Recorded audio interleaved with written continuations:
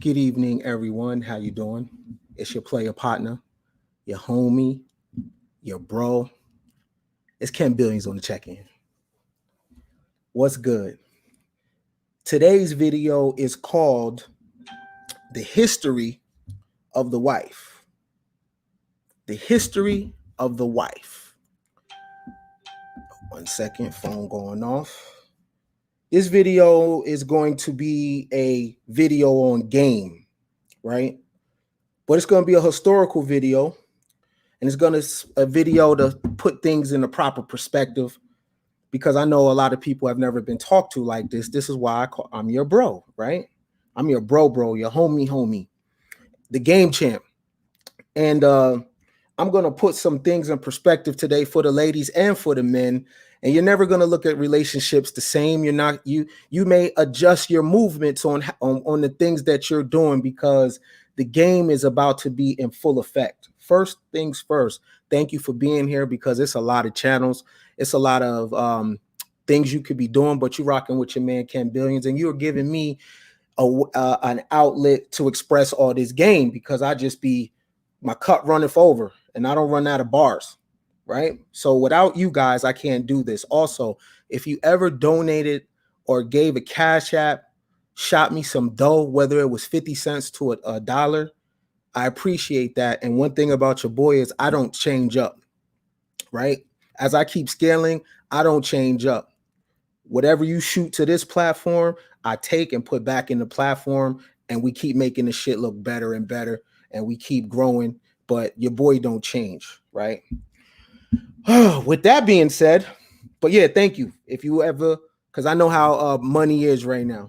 So if you ever gave me $5, understand, y'all, I don't take that back and stun on you, because I know the game, right? So I'm never going to stun on you. I'm never going to be a fuck nigga to you like that. You feel me? That's a lot of trust that you put, into somebody. If you take your sweat money and you push it to them, yeah, I'm not that guy. So we always going to do right with the capital over here. I'm not that nigga.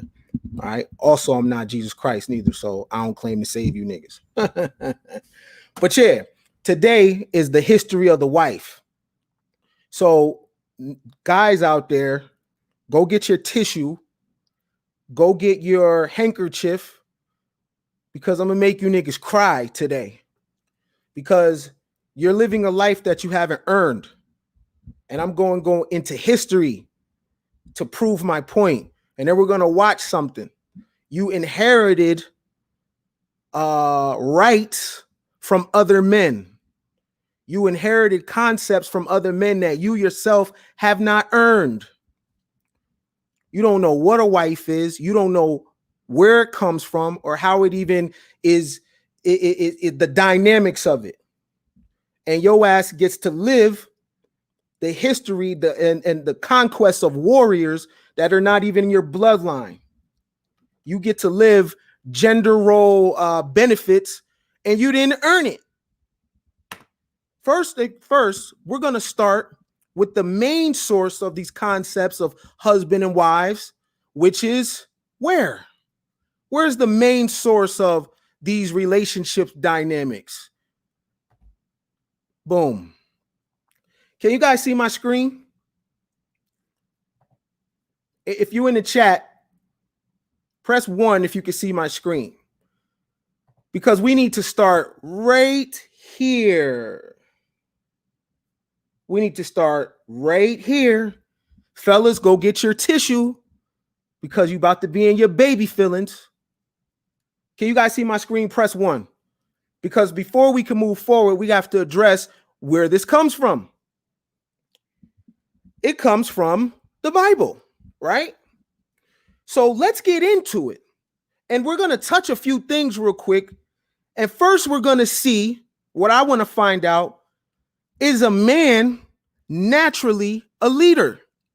Because they say women are emotional and men are logical, and men are natural leaders by nature. Well, let's start with the book that our whole civilization is built on, to really find out if man is the natural leader. And I want to find out if woman is naturally submissive to man. by nature, because we have to start here as we dig into the history of the wife. How the hell did things come this way? So let's start at the Bible, shall we? You guys can see this, right? So we're going to start with the second book of Genesis, right? Now, understand we're living in a production. We're in a matrix, whether we know it or not, because we don't even understand what things mean. So let's start at Genesis. Chapter 2, verse 21. And the Lord God caused the deep sleep to fall upon Adam, and he slept. And he took one of his ribs and closed up the flesh instead thereof. No men are missing any ribs, though. That's very interesting, right? The reason why I'm saying this is because for generations, men have used the Bible to verify and solidify their position, right? Original sin. Eve got us into this crap. This is what they say, right? These are supposedly the first man and first woman. All right. And the rib which the Lord God had taken from man made he a woman and brought her unto man. And Adam said, this is now bone of my bone, flesh of my flesh. She shall be called woman, because she was taken out of man. There shall a man leave his father and mother, and shall cleave unto his wife, and they shall become one flesh. And they were both naked, the man and his wife, and were not ashamed. Sounds real simple, right? But what I understand about people is comprehension is important. Scale it back just a little bit. And they were both naked, and the man and his wife were not ashamed. Do you guys find anything interesting about that part right there? 25, they were both naked. The man and his wife were not ashamed. Now, the interesting thing is, if this is the first woman in the world, and this is the first man in the world, she's automatically called a wife. How? Who married her? Right? And what is the point to be a wife if you are the only woman in the world? There is no description here of wife. So the life that you're living, understand, we make this shit up as we go. That's one. Two, it says, and they were not ashamed. Why would you be ashamed with your lady? Right? Things that make you go, All right. Now, here's where it gets interesting. You guys can see this, right? Now we're in chapter 3, right?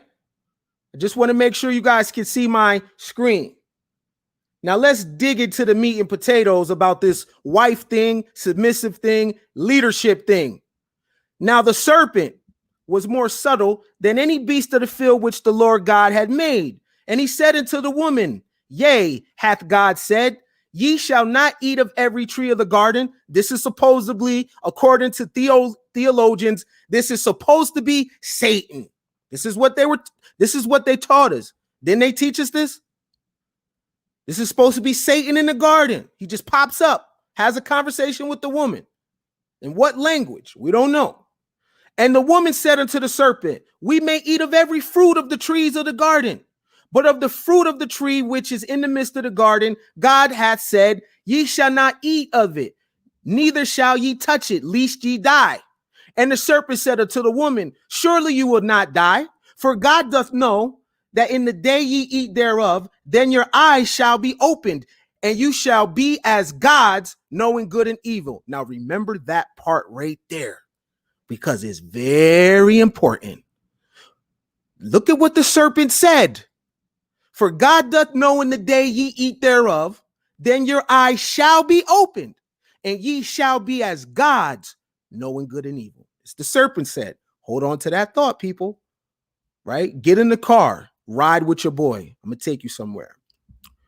And when the woman saw that the tree was good for food, and that it was pleasant to the eyes, and the tree to be desired to make one wise, she took of the fruit thereof and did eat it, and gave also to her husband with her, and he did eat. And the eyes of them were both opened, and they knew that they were naked, and they sewed fig trees together and made themselves apron, which is very interesting, because why would you do this with your wife and your husband? And they heard the Lord of God walking in the garden in the cool of the day. And Adam and his wife, she doesn't even have a name right now. She doesn't even have a name. Never said what makes this guy a husband. Never says what makes this woman a wife. They're just that. All right. And the Lord God, and they heard the voice of the Lord God walking in the garden in the cool of the day. And Adam and his wife hid themselves from the presence of the Lord God amongst the trees of the garden. And the Lord God called unto Adam and said unto him, where art thou? And he said, I heard thy voice in the garden, and I was afraid because I was naked, and I hid myself. Watch what happens here. And he said, who told thee thou wast naked? Hast thou eaten of the tree whereof I commanded thee thou shouldn't eat? This is some weird Shakespeare poetry. And the man said, listen to this. Everyone says that the man is the natural leader, natural by nature. But when God asks, who said that you're naked? Look at what the man said. And the man said, the woman thou gave to be with me, she gave me of the tree, and I did eat. Stop right there, natural leaders. Leadership is not natural to a male. Leadership is a science that must be earned. You study leadership. This is the first man that supposedly ever existed. And when approached by his creator, he blamed the woman. If this is the first man on the planet, it was time for him to be accountable, and he blamed the woman.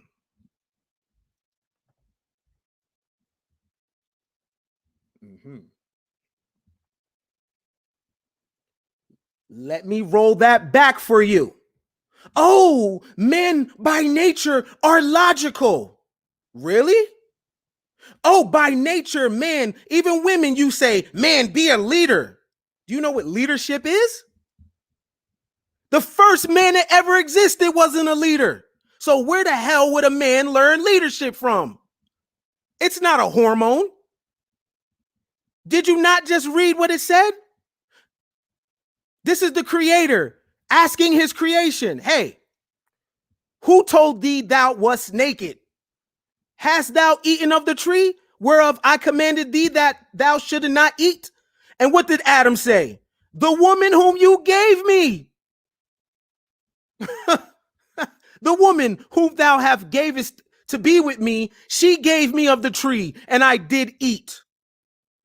And the Lord God said unto the woman, what is this that thou hast done? And the woman said, the serpent beguiled me, and I did eat.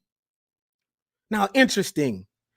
The Lord said unto the serpent, because thou hast done this. First of all, what is God doing talking to a serpent? Do you not understand these fairy tales have crafted civilization? What is the Lord doing talking to a snake? Unless the snake is a human. But anyway, and the Lord God said unto the serpent, because thou hast done this, thou art cursed above all cattle and above every beast of the field. Upon thy belly thou shalt go, and dust shalt thou eat of the days of thy life. So wait a minute. Y'all have been saying for the longest that we're in this hellhole because the woman sinned, right? This is what y'all told me in Sunday school. But this is fairy tales because, one, the man is not a natural leader because Adam is a punk. Two, serpents can't be cursed. How the hell can an animal know that it's cursed? And then it says, on thy belly shalt thou go. Well, what was it before? Standing upright like a man? And in modern times, don't we use snake as slang for a little crafty, cunning, slithery individual?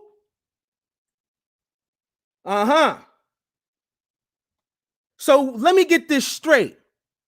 So all my life you told me it's the woman's fault. This is the reason Jesus had to come and get sin off of us, because original sin, right? But when I go into the damn book, it don't make no sense because this is fairy tale. It's not what we think it means. And the man is not the natural leader. The wife is. Because how did she make the natural leader eat? He had direct commandments from the Lord and he disobeyed. So the man ain't the leader then. Let me keep going. And I will put enmity between thee and thy woman, and between thy seed and her seed, and it shall bruise thy head, and shall bruise his heel. And look what happens to the woman right here. Unto the woman he said, I will greatly multiply thy sorrow and thy conception. In sorrow thou shalt bring forth children, and thy desire shall be to thy husband, and he shall rule over thee. Hold on for a second. This is Coin Gang Ministries. Hold on. All you niggas talking about that the women ain't submissive, but that ain't their natural role. Because here, the creator is cursing the woman to be submissive and the husband to rule over thee. So woman being submissive to man is a motherfucking curse, according to the scripture. You niggas have earned titles and shit, and you ain't did nothing for it because a book said it, and you can't even read the book. Look at what the curse that the Lord, this thing, whatever this is, puts on modern humans. He says unto the woman, I will greatly multiply thy sorrow and thy conception. In sorrow thou shalt bring forth children. Hold on. In sorrow? So most of these women with children don't even want them. They had them because of the marriage obligation. It just says, in sorrow thou shalt bring forth children. What else? What else does it say? And thy desire shall be to thy husband, and he shall what over thee? What love over thee? No. Talk over thee? No. What over thee? Rule over thee. And you niggas is running around crying, the women don't know how to be submissive. Submissiveness is a curse.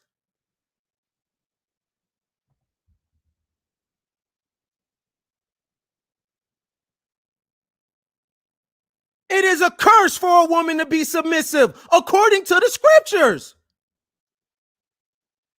This ain't me talking. This is the Bible that y'all have been using to validate position. This is talking. You lucky people don't know how to read, but I do. I'm a dropout now, but I can't spell, but I can read my ass off though. Oh, it's not done yet though. And unto Adam he said, because thou hast hearkened unto thy voice of thy wife, and thou hast eaten of the tree of which I commanded thee, saying, thou shalt not eat of it. Cursed is the ground for thy sake. In sorrow shalt thou eat of it all the days of thy lives. Thorns and thistles shall bring forth to thee, and thou shalt eat of the herb of the field. In the sweat of thy face shalt thou eat bread. Thou shalt return unto the ground, for out of it wast thou taken, for the dust thou art, and unto the... Look at this Shakespeare. Listen, this is the first time she has a name. And Adam called his wife's name Eve because she was the mother of the living. And unto Adam, and Adam also, and to his wife, the Lord God made coats of skin and clothed them. And the Lord God, now listen, remember what the serpent told Eve?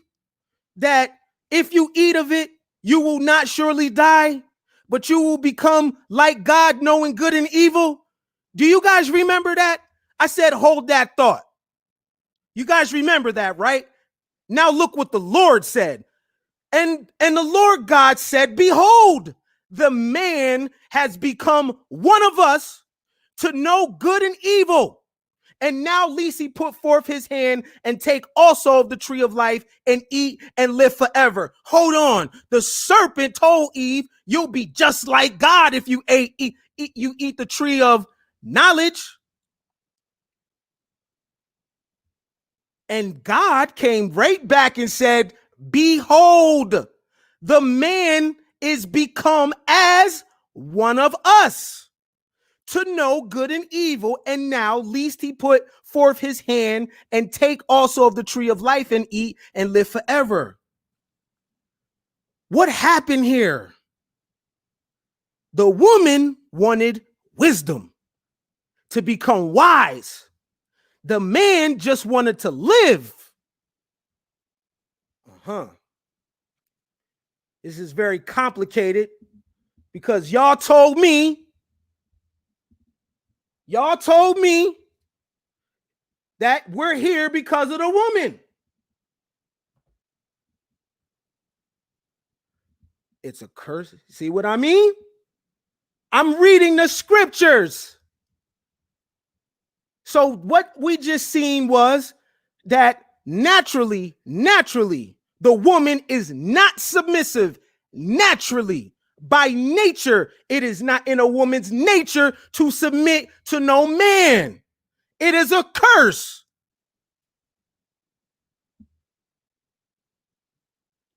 This is what the Bible say. And the only reason you niggas like the Bible is because it helps your position. If you woke up in the morning and the God of the Bible was a woman, you wouldn't read the shit no more. If you woke up in the morning and all the leaders in the book was a woman, you put the shit down and find a new religion. You only like it because you don't have the intellectual capability to craft your own life and make a woman respect you because of your own genius. What you tell her is the Lord said that you need to be in this position to me. Argue with God. Well, I know how to read. And I was raised by people in the lodge, people that are Shriners and Rosicrucians, so I know how to read this shit. Now, I wanted to start with this because we don't know what a wife is, right? And you see the term being used, and we don't know what a wife is. Now we need to get in the history of the wife. See, when you deal with the game champ, you got the right one, because my allegiance ain't to nobody but me. So fuck you niggas and you bitches. I deal with the game. I'm not trying to save you crackers, you niggas, nobody. I'm about the game. So I don't got to be loyal to none of you. This is the game, take it or leave it. Now you see what I just read in them scriptures. That was Genesis 2-3. Argue with your pastor on it. But I just showed you that based on the curses that the Lord put on the woman is not naturally submissive. So I would argue that even a woman by nature is not even emotional. Y'all teach her that shit. Oh, by nature, a man is logical. If that's the case, why are men fucking up the ozone layer? Is that logical? Do you see the oceans, all the plastics in the ocean? Is that logical to burn down the rainforest? Does that make sense? By nature, no. Everybody's living in a production. A girl don't know about emotions until y'all teach her that that's what she is, because we live in a three-dimensional matrix. And you slave people by words, concepts, media, books, movies, and the ability to storytell. Anybody could be emotional. But when a man finds out another dude fucked his woman, this logical person gets real emotional.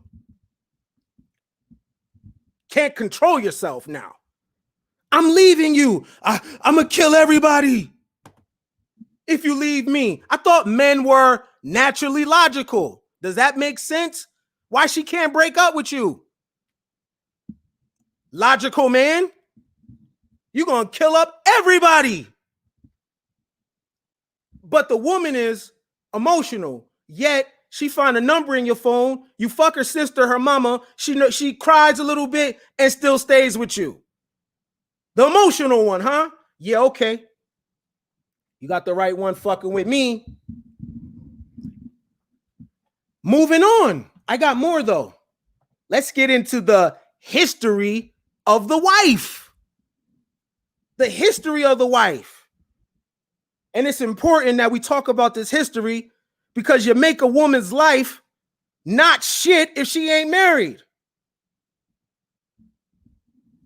But where's your husband? No. What the fuck does that mean?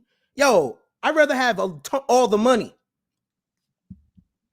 You ain't married though. I got this ring. Oh, the ring of Saturn in pagan traditions? That ring? Let's get into the history of the wife though. Let's do that. School is in session. Y'all might gotta take some notes on this. Let's do it. Can you guys see my screen? Can you guys see my screen?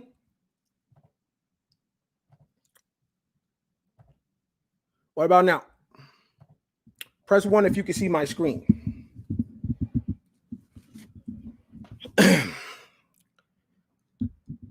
Let me tell you, do something. Monogamy is for the poor man. Do you know why? Because if there was no monogamy, all the women would be with rich dudes. That is a way for rich men and powerful men to keep poor men off their ass. Because a poor man can still get a wife. So monogamy actually benefits you, poor man. Because hypergamy would really kick in. And 90% of the women would be sleeping with 5% of the men. Facts.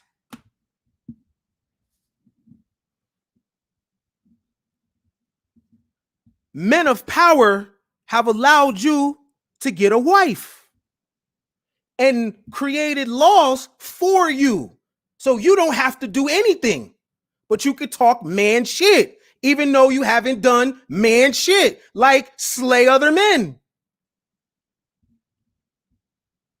It's state-sanctioned monogamy for you, poor man.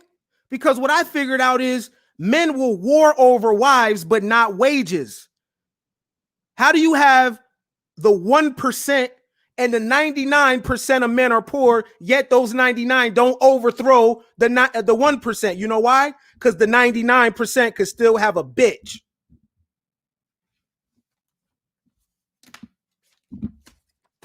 Men on the bottom, you're lucky for monogamy because your chick wouldn't choose you. Trust me. She would be a rich man's mistress over being your permanent wife. This is just game from the game champ. It's all good. So y'all can see my screen. Let's get into it.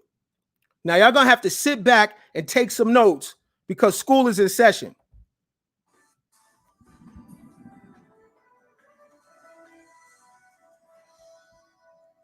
Let me know if you can hear this. Press 1 if you can hear this. Throughout most of history, being a wife was a woman's life.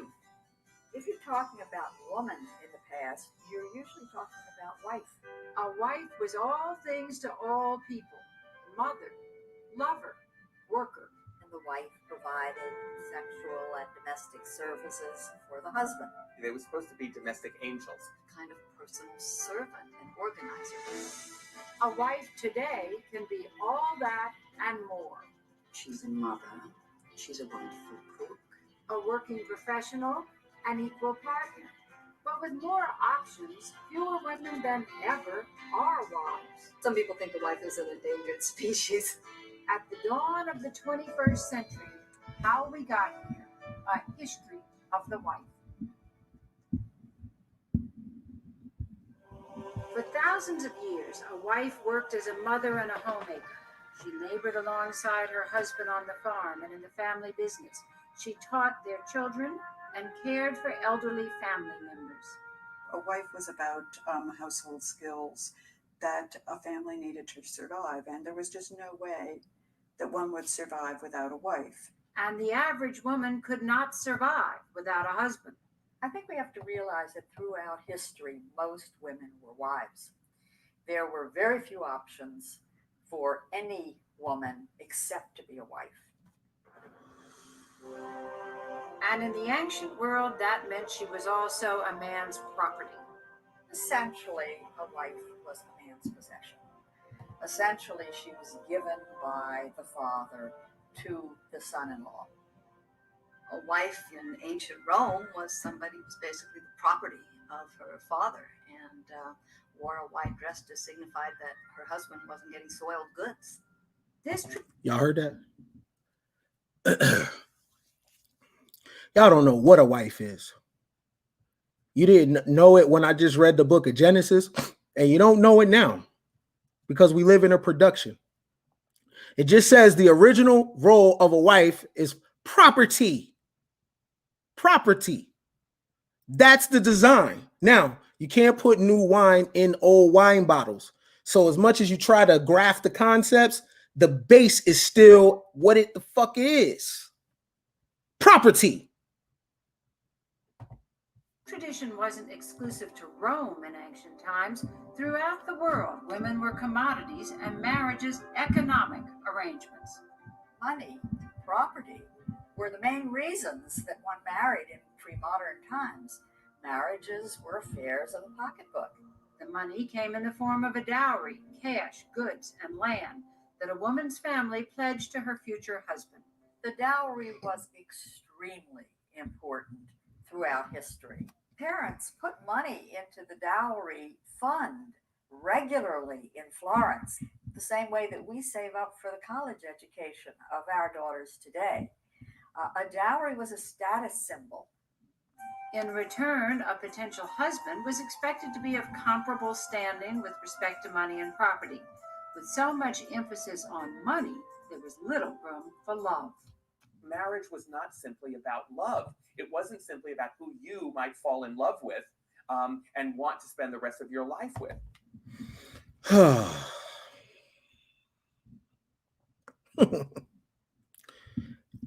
Here's why I say everyone's under mind control. The language you speak, the movies you watch, the books you read, the storytelling, the folklore. None of us have thought of our original ideal in our life. We're literally living some old other shit. They just told you that marriage was never about love. Ever!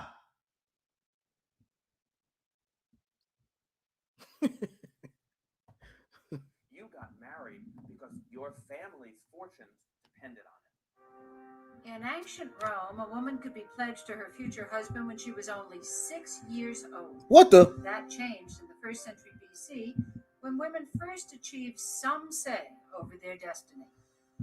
From that point on, you had to have the consent of the bride. She had to be at least 12 years old, and the groom, who had to be at least 14 years old. And that's an idea that worked its way into Christianity. Consent was a technicality, however. Severe punishment awaited a young woman who refused to comply with her family's wishes. They could say things like, if you don't marry the person of our choice, we will disinherit you. Sheesh. They could beat their daughter. They could lock her in her room on bread and water. For the Hebrews, rabbis drew up marriage contracts outlining a husband's obligations to his wife. They're expected to provide food, lodging, clothing. The husband's sexual obligation to a wife was very clearly defined. The number of times you were supposed to have intercourse were actually set down. Now, a sailor was only expected to have intercourse every 6 months because he was away. But for most people close to home, you had to have intercourse a specific number of times a month to satisfy the wife's desire for children. Having children was the primary reason for marriage for ancient Hebrews. To that end, polygamy was permitted. A man could take as many wives as he could afford.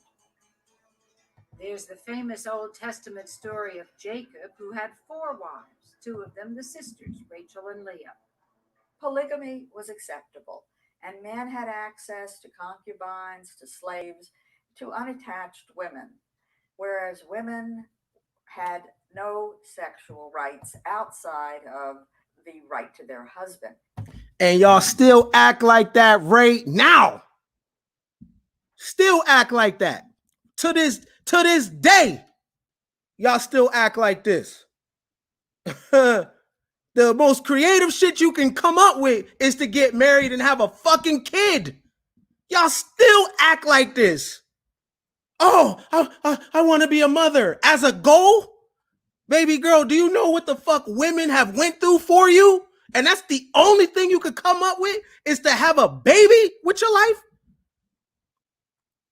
When women couldn't even choose before.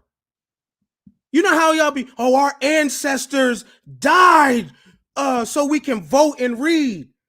Baby girl, women died so you didn't have to have a kid if you don't want to. And the only thing you can think of is to be on your goddamn back having babies. It's a big world, baby girl. Get a passport stamp or two. That's it? Oh, I just want to be a wife. Do you know what these women went through for you to have choice, yo? You could travel the world. You could be a teacher in England or Asia. You could be a pilot. You could do anything. And if you have a baby along the way, great. But that's a goal? You're really on platforms talking about you can't find a man? Really? That is the extent of your creativity. Who the hell are your fathers? Who's your homeboys? This is not a career choice, baby girl. To have a kid? Dogs are having kids. Gorillas are having kids. Sharks are having shark kids. It's not fucking special. They cough, they shit, they cry, and you ain't talking about the human. You're talking about the baby. Because at 12 years old, they have opinions and they get on your goddamn nerves. That's all you want for yourself is to be up under a man. I'm your bro, so I'm going to talk to you like this. Oh, yeah, the biggest day of your life is your fucking wedding day?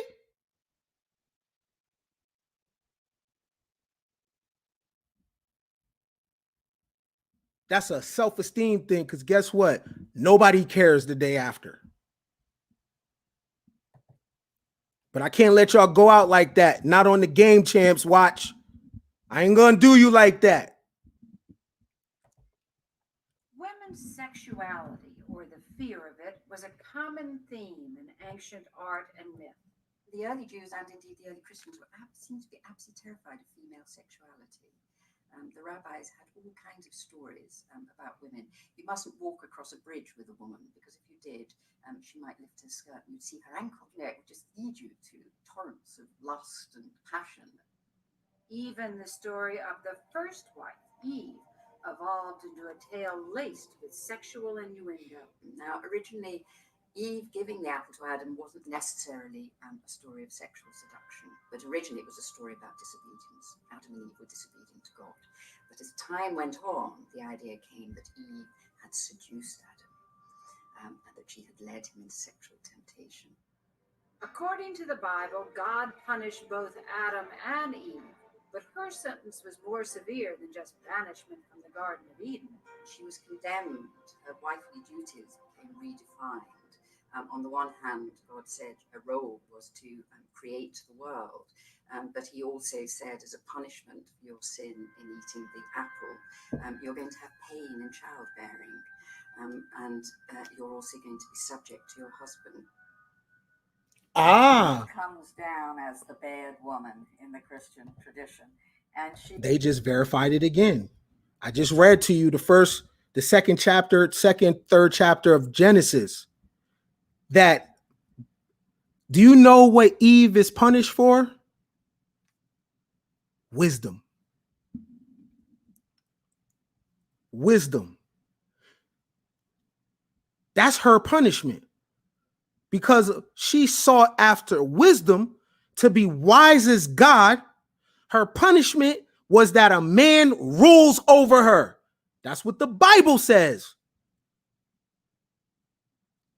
And when you look at the definition of submission, it's not a good thing.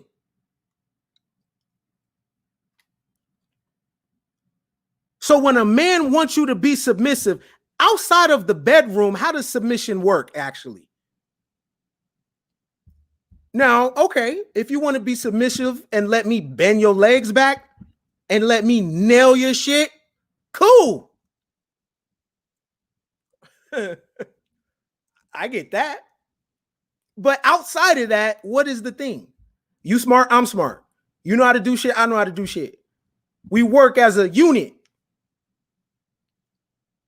And it's so funny, the most powerful men in the world, they like to go be dominated by dominatrix and sex workers and get things shoved up their ass and get spanked and told they ain't shit and pissed on and everything. Now that's very funny that men with power like to be in a submissive sexual role. The only dudes that are really begging for submissive are powerless males. Because you ain't the supervisor. You have no power in society. And the only thing you could get is a woman to be submissive for, and she ain't going for it. So what you do is you use the Bible. Nobody should submit to, only thing we should submit to is knowledge. Period.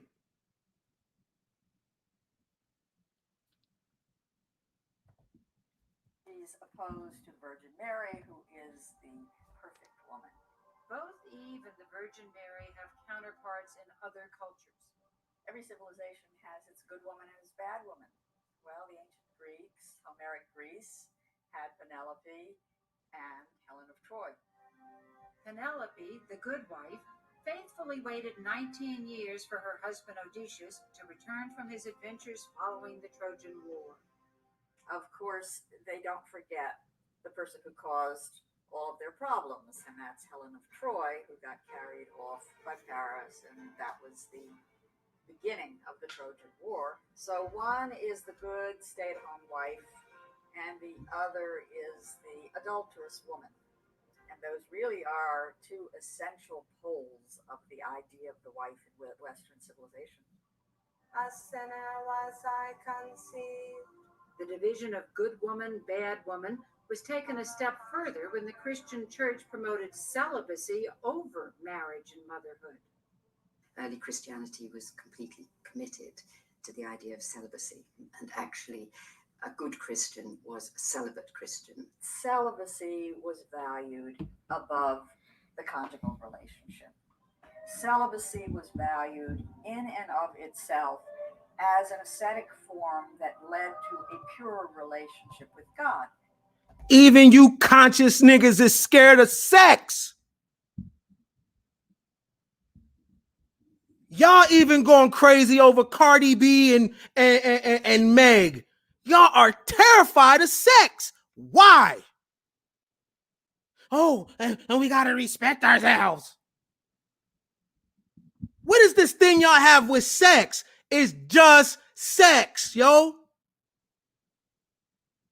Adults I'm talking about. Y'all still, even in the so-called conscious community, y'all are hella taboo and rigid in your sex life. Even in the conscious community, you niggas go over there and you want to put restrictions on the woman in the conscious community too. Man, she want to fucking suck too. You niggas is hella corny. Oh, baby, you got to be a queen. And yeah, what the fuck was the purpose of leaving the church if you got to come over to you niggas and you niggas is hella stiff too? What makes you think they don't want to suck and fuck?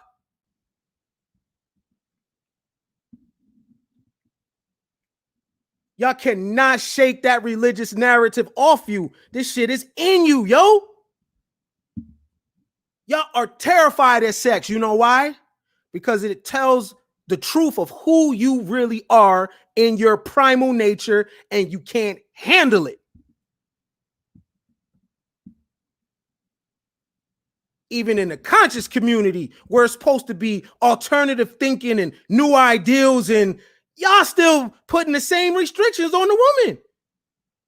But secretly, that's what y'all want to do. Free yourself, man. Ain't no heaven.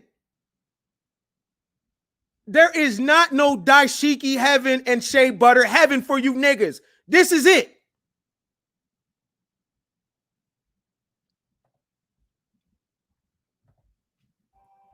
But if one had to succumb to sexual urges, the only acceptable place was on the marriage bed. St. Paul said, better to marry than to burn. And he meant, in other words, if you couldn't resist your sexuality, then get married. That actually, the best thing was not to have sex at all.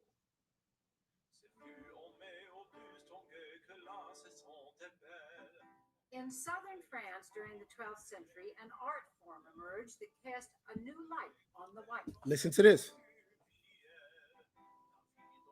Troubadour poetry began to extol something that we now call romantic love. It was love between a married woman and a knight. Uh-oh. It was not romantic love that could ever lead to marriage because this woman, this lady, was already married. It was thought that you couldn't love your wife or your husband because marriages were for economic reasons. True love could only come out of an adulterous relationship. Uh-oh. In the medieval kingdom of Camelot, King Arthur and Queen Guinevere happily held court until Sir Lancelot joined the Knights of the Round Table. Lancelot fell madly in love with Guinevere, who was married to King Arthur, and his love was reciprocated, and he and Guinevere did engage in an adulterous affair, and the result of this adulterous affair was eventually the fall of Arthur's kingdom. Royal wives could usually get away with adultery, but the average wife would suffer dearly. Remember the term troubadour poetry. Your concepts of love comes from troubadour poetry. Somebody said they can't. Troubadour poetry. Remember that. So when you say true love, that's the origins of it. And it doesn't come from husband and wife.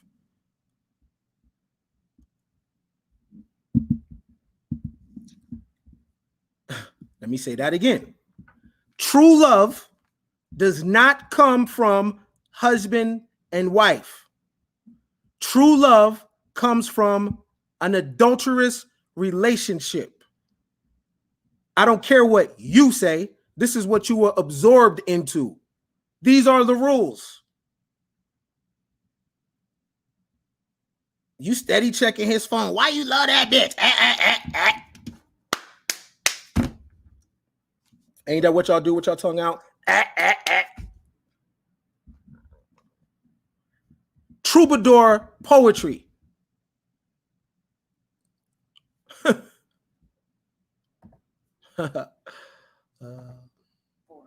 It would be absolutely outrageous for a wife to commit adultery. Absolutely outrageous. Think of being paraded naked through the towns of France, or think worse, of being impaled together in some of the German towns. So adultery has always brought down the law. But only for wives. Most societies openly tolerated male infidelity. If you go back to Greek times, for example, it was just a common saying that we have mistresses to give us pleasure and we have wives to bear us legitimate children. The double standard has been very, very pervasive throughout history. Mistresses to give us pleasure, wives to give us legitimate children. Does that still exist to this day? Mistresses to give us pleasure, wives to give us legitimate children. This is woven into the fabric of the whole world.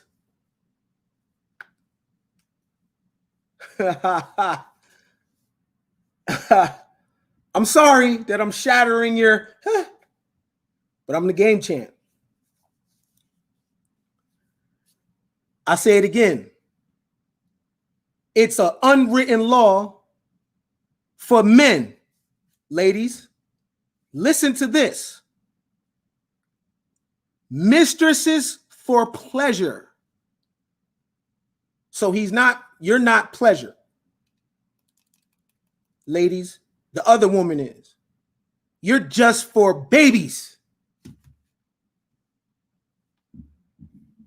And it's like that to this day. Now, this is the history of the wife. And yes, it is your history, niggas, because y'all ain't African. This is your history. You are woven into European history. The same rules apply to you.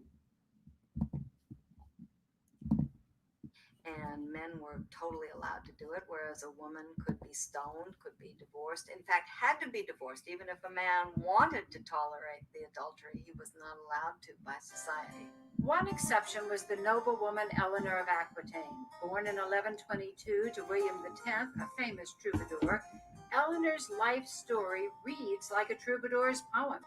Eleanor, at the age of 15, found herself in a position of being a huge heiress and married to the King of France, Louis VII. Now, this marriage should have been happy, but it does seem to have been a mismatch. It seems that Eleanor actually was extremely fond of Louis. It seems that he was very fond of her, but that he was something of a monastic character. He basically wasn't very interested in sex. In 1149, Eleanor accompanied her husband into battle on the Second Crusade. Legend has it that during the conflict, Eleanor had an affair with her uncle, Raymond of Poitiers, ruler of the city in the disputed territory. When Louis refused him further help in the war, Eleanor demanded a divorce, as only an aristocratic woman could. She and Louis managed to obtain a divorce on the grounds that they were too closely related. And she then married the man who was going to become Henry II of England. Other noblewomen gained power through the absence of their husbands. Women had to take over while the husbands went off to the Crusades, and that gave them great authority and great power. This newly found power was reflected in the game of chess by the introduction of the queen. Suddenly, we have a woman on the chessboard where there had never been one before. And by the end of the Middle Ages, she was the most powerful player on the board. By contrast, women of more modest means had little power and few choices. Without family money or a dowry, for many women, the only option was the nunnery. In the early 16th century, a young German woman named Katharina von Bora took her vows. She'd been sent into the convent at an early age, probably so as to eliminate paying a dowry. But change was brewing within the Catholic Church. A radical monk named Martin Luther broke from the church and founded the Protestant Reformation. Among the doctrines he challenged was the church's requirement that priests and nuns remain celibate. It may be that the most important thing that Martin Luther did was to promote marriage among the clergy. Martin Luther's proclamations may have outraged the Catholic Church, but they inspired others, including the young nun, Katharina von Bora. When the Reformation broke out, and she heard about it, and her sister nuns heard about it, they managed to sneak out of the convent and to come to Wittenberg and to look for a husband, essentially. It took her a couple of years. Martin Luther was involved in finding her a husband. Eventually, he offered himself. Their marriage lasted for 20 years until his death in 1546.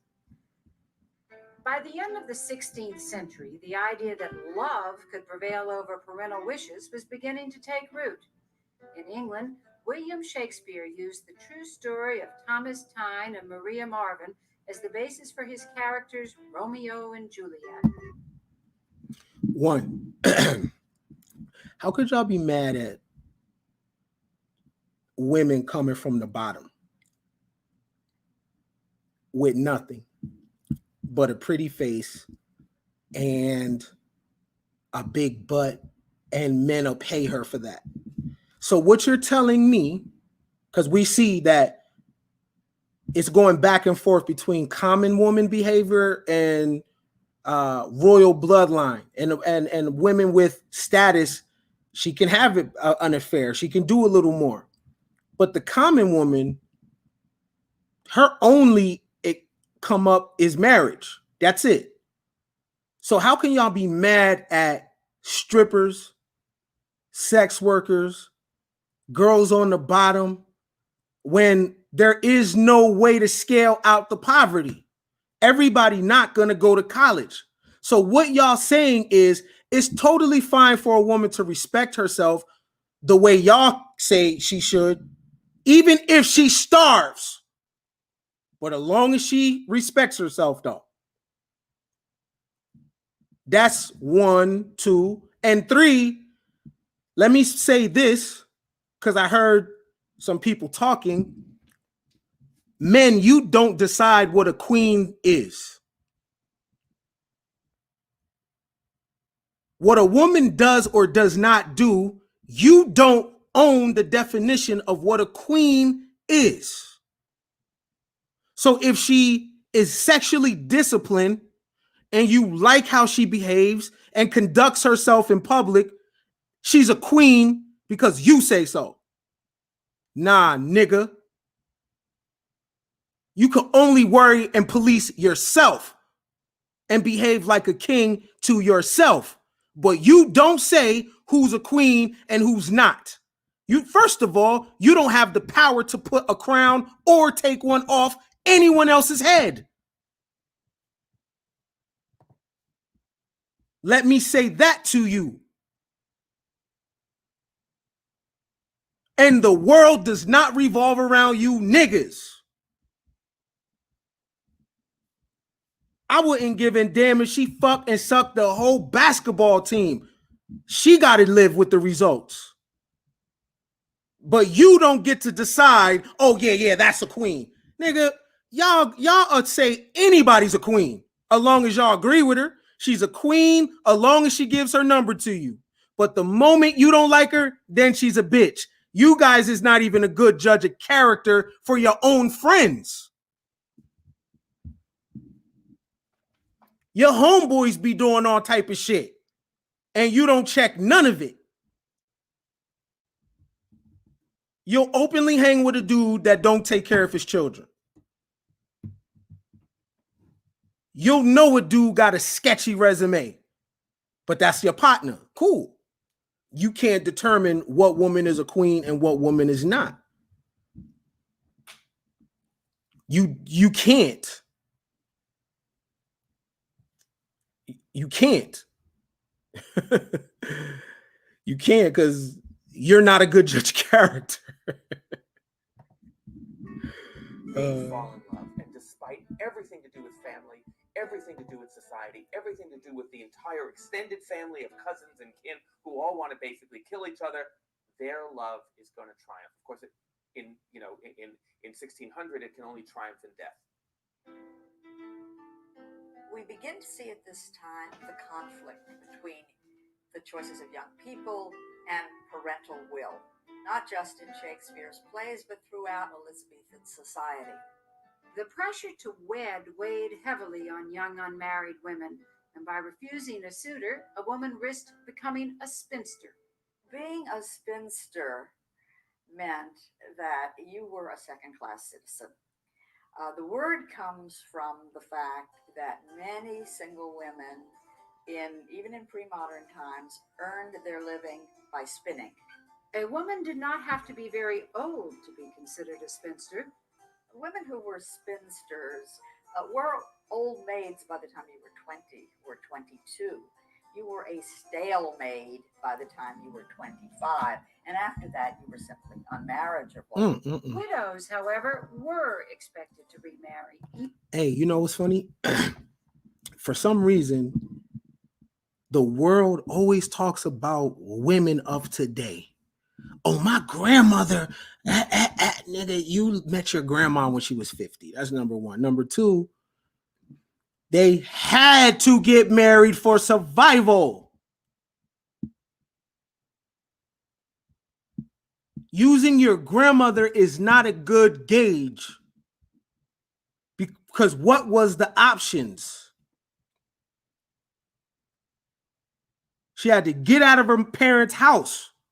She had to marry the first man that looked at her while she was 19, 20, 21 and get knocked up, and that would give her some security because men are the one that was in the workforce at that particular time. But you're going to see the moment when women can work, you'll see the difference. But I wanted to address that narrative right there because it gets thrown around a lot. You know what I'm saying? Oh, my granny and women of old. Nigga, you're 27 years old. How the hell do you know what women of old did? You was born in the 90s. You weren't even there.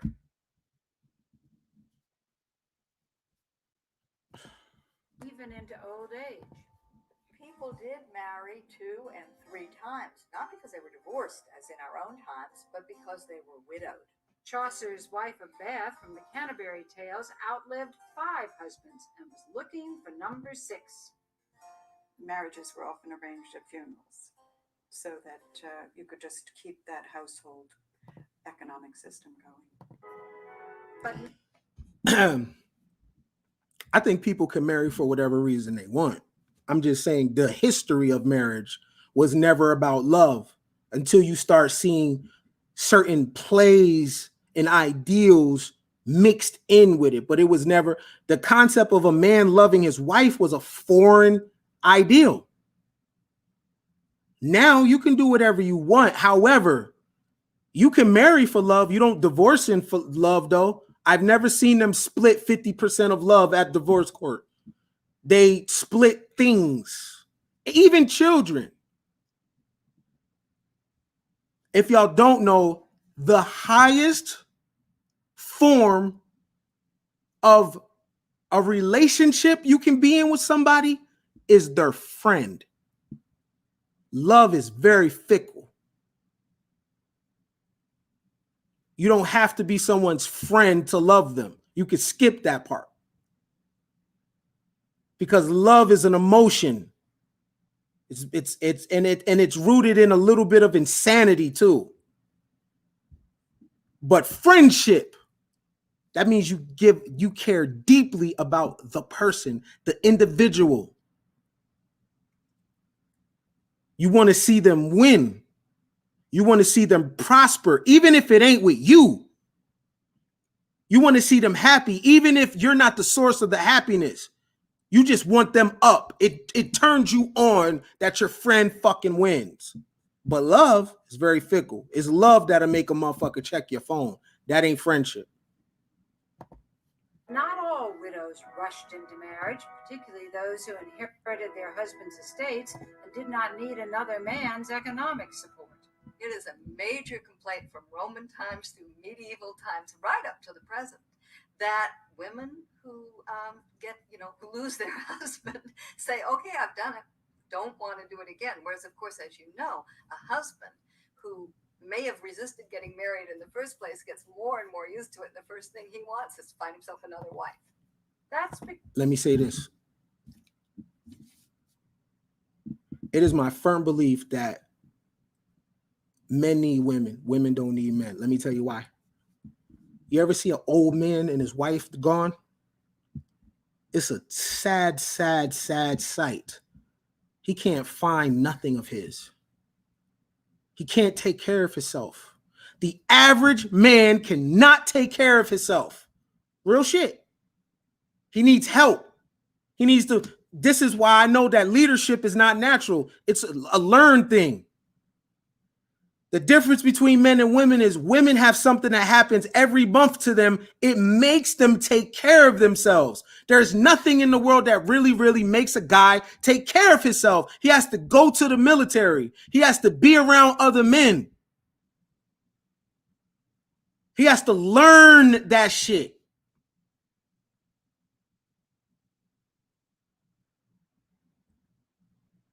you pull women from civilizations, the civilization is upside down. This is not man hate. This is just game. Because we need women so we can focus on a purpose. It's hard to focus on a kid and focus on this and focus on that and my purpose at the same time. I need somebody to take this shit off my hands for a second. It's men that need the woman.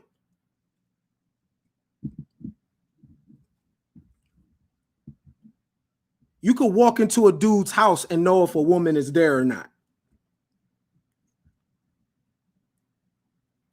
If a dude knows how to run a house by himself, his mama was cold as hell and showed him that. Being able to cook for herself, clean, manage a house. His mama taught him that shit. Daddies and men are for something else.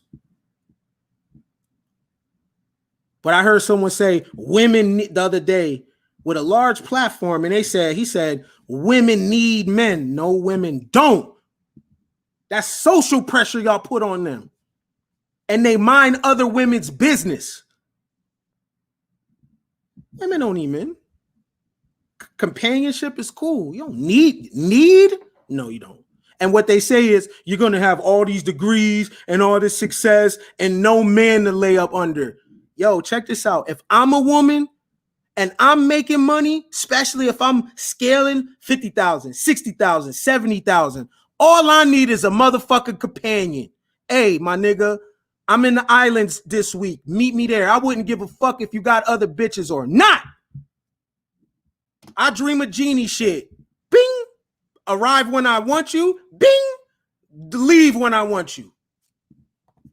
Because a wife was a valuable commodity, not only as a mother to a man's children, but as a worker.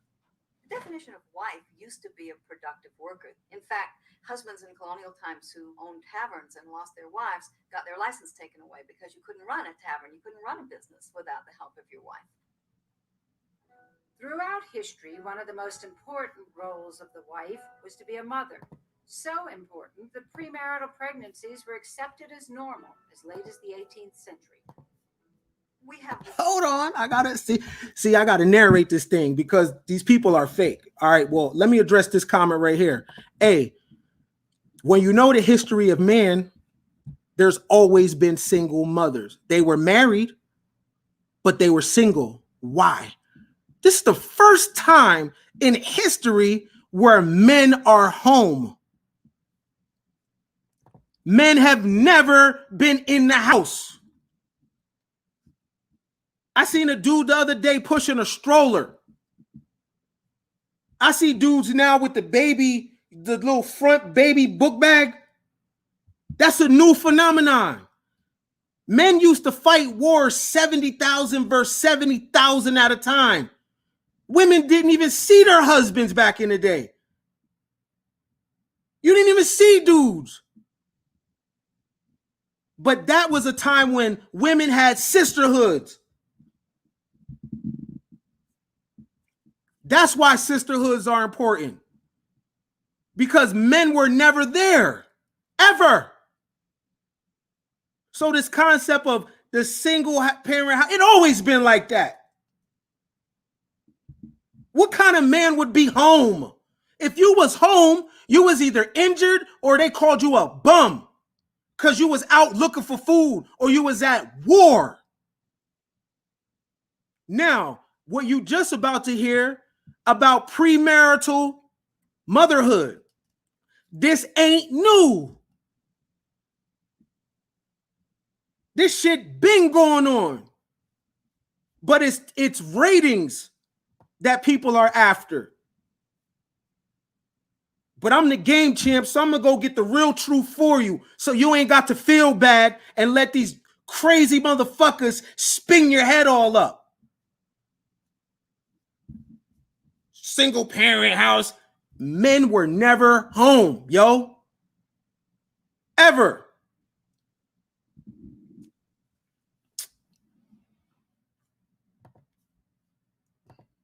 this ideal of a sexless past in which everybody waited until they were married and then went ahead and had this kind of moral marriage that we read about or fantasize about. In fact, in revolutionary days, more than a third of women were pregnant before marriage. They got married eventually, but they got pregnant first. In agricultural communities, a wife's fertility ensured the family's survival, since children were needed to help work on the farm. Physical labor was much more a part of everyday life, and that was true for men and women and children for that matter. To successfully run a farm, both a husband and a wife were required. In colonial days, when in fact the center of production was the home, a wife was no shrinking violet. A lot of garden labor, dealing with cows, with the dairy, with eggs and chickens, making cheese, doing a lot of curing of food, where it was the husband's role to produce whatever the major crops were to be. It was the wife's role to turn them into useful items. At times, circumstances would take men out of the home and leave women to fend for themselves. When there are emergencies, when there are wars, and the men aren't there, then their wives get the authority that the men had. They become deputy husbands, so to speak. This is true of Abigail Adams. Abigail Adams was the wife of founding father John Adams. During much of their early marriage, he traveled extensively. She essentially ran the farm at Braintree. She had to be involved with all sorts of financial dealings that she would not have been involved with otherwise. Abigail and John wrote to each other frequently during his absences. The reason why, this is actually an important comment right here. The reason why this is important, this comment, is so to let you niggas know you're American. So what this is detailing is the history of old world Europe, but you're living it right now. European values are our values, whether we like it or not. Look at our names. So if we're going to throw away everything European, then throw the way we get married too. We seem to kept that though. Oh, let me put a ring on your finger. Oh, the bridal shower. So we can't pick and choose what we want from it. And nah, you got to take the whole thing. You know what I'm saying? Even Courtney Neal. Where does that come from? No, your comment is mad important, but we have to, this is our culture, yo. We are them, whether we like it or not. You know what I'm saying? We are them. Like, we are all blended together. We are American. And, you know, that's important because we have our own history. But important comment, though. Her letters to John Adams are a treasure trove of sentiment and intelligence. And it's clear that the two of them had an exemplary companionate marriage. Her letters to him included sentiments that reflected the spirit of the American Revolution. She wrote to her husband John in 1776 when he was at the Constitutional Convention saying, remember the ladies. Remember the ladies and be more generous and favorable to them than your ancestors. Do not put such unlimited power into the hands of the husbands. Remember, all men would be tyrants if they could. Abigail did not suffer in her marriage, but the tyranny to which she refers was still codified in the laws of the American colonies. She's talking about the system called coverture, which meant that the husband gained economic and legal power over his wife. At the time, the wife could not own her own wages or keep her own property when she entered marriage. Her service and labor belonged to her husband, and he represented her legally. The black man is the white man. Everything that goes on in white culture goes on to black culture. In fact, there's no such thing as black America. It's America. So coverture, that applied to a black man's household too. Don't get it twisted. This romantic Black America you niggas want to create never existed. The same thing that the white woman was feeling from her dude, the Black woman was feeling from her dude too. Same shit. I understand for confidence and self-esteem purposes, you need a Black utopia. But I'm not going to let you have it. Because as soon as you try to build the shit, I'm going to kick the bricks over. Because it's a lie. Fuck out of here. You want this shit to be dreamy so bad. No, the same thing that was happening to that woman was happening to Black women too. Don't get it twisted. Coverture existed into the Black household as well.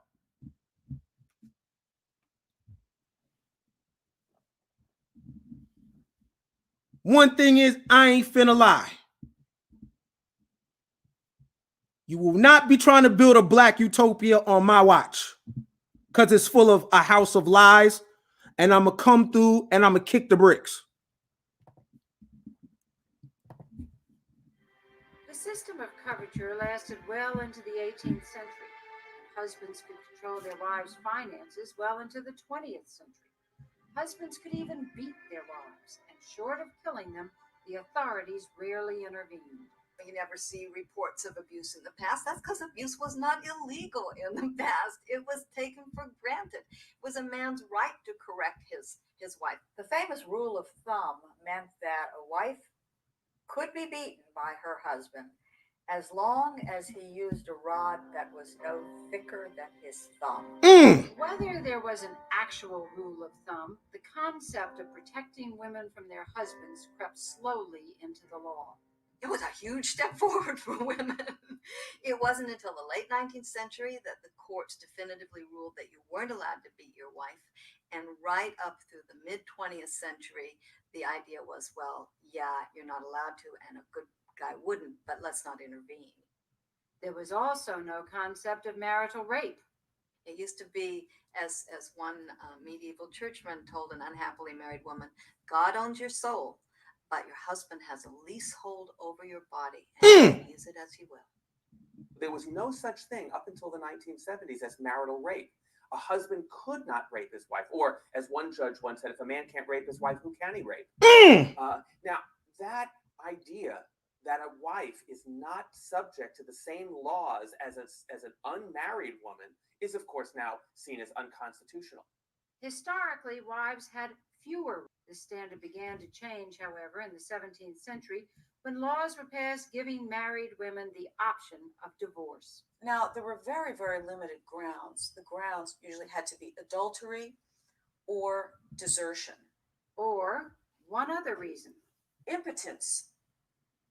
The Puritans believed that sexual reproduction was a necessary part of marriage, and so a spouse who could not perform the act could be divorced. The Puritans also valued sex for its own sake. A lot of people think today that Puritanism is equivalent to being a prude. It's really a misnomer that really belongs much more to the Victorians. The Puritans had a very healthy regard for the power of sexuality, but they saw the only appropriate place for venting one's sexual urges as being within marriage. If a wife were caught having sex with a man other than her husband, she would suffer public humiliation. In Puritan New England, there were mock executions for the adulteress. Circumstances were entirely different for husbands. A married man, a husband, who had sex outside of his marriage with an unmarried woman would not be accused of adultery. He hadn't committed the crime of adultery. He had only been a fornicator, and that had a far, far less serious punishment. During the 17th century, the average age of marriage in America was 23 for a woman and slightly older, 26 for a man. The number of children in families tended to vary depending on the region. In the North, mothers breastfed their own children. And there is a kind of inhibition of conception that takes place when a woman is nursing a baby. And so babies in New England were typically born about 2 years apart. In the South, white babies were often nursed by slaves. Because Southern women sent their babies to wet nurses, they had more children. They got pregnant more often and frequently had families of 9 or 11 pregnancies, whereas New England women didn't. They had 6 or 8. The slave wet nurses who cared for the children of Southern plantation owners were mothers themselves. However, the white community did not recognize them as wives. Slaves could not marry legally. They formed families, but they could not marry legally because they didn't have the capacity to consent, which was a crucial requisite for marriage. How could Black women, you've been putting America on your titty for hellas. The difference is you ain't get paid for it. And you still got the country on your titty and you still not getting paid for it.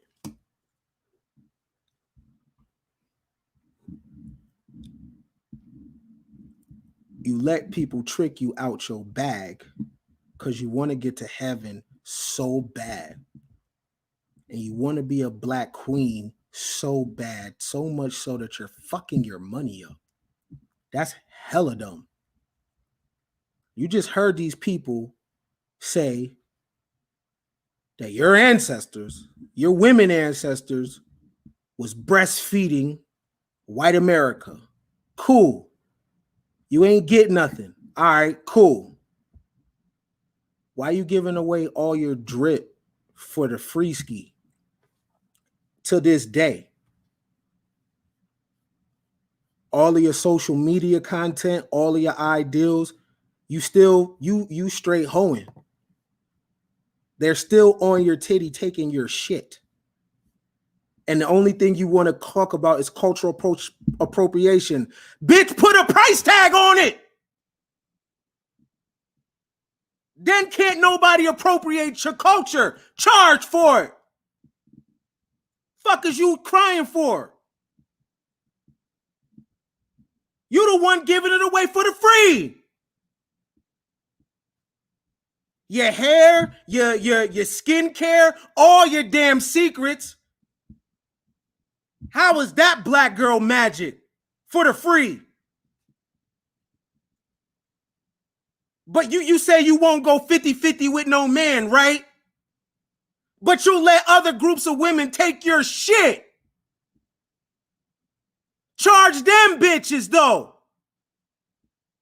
You ain't even going 50-50 for them. With them, they 100. All your shit. No way in hell that somebody not from the country got a nail shop where you live.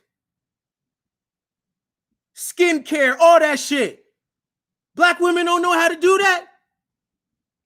But you want to argue with niggas on social media about going 50-50, yet people peeling you for all your swag, though. Fuck out of here. I'm just bro. They still on your titty, getting all your drip, all your milk, and the only thing you could do is argue with men over going 50-50 while other people is taking all your shit for free. I call bullshit. They'd be legal when you could be sent away from your spouse by the whim or the will of your master.